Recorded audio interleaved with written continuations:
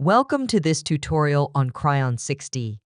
In this video, we'll learn how to use the Add Multi-Model functionality in our project management system.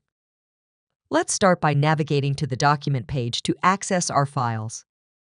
On the left side of the screen, you'll find the folder options.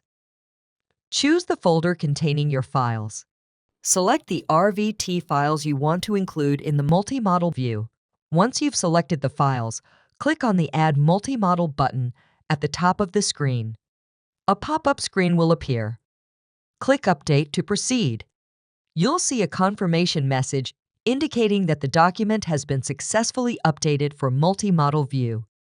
Now, let's head to the sidebar and select the Views option. Among the options, choose Multi-Model View and click to open the view page.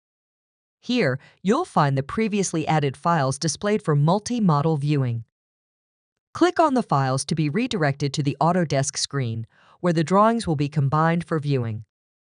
In Autodesk, you'll see the drawings combined into one view, allowing for easy comparison and analysis.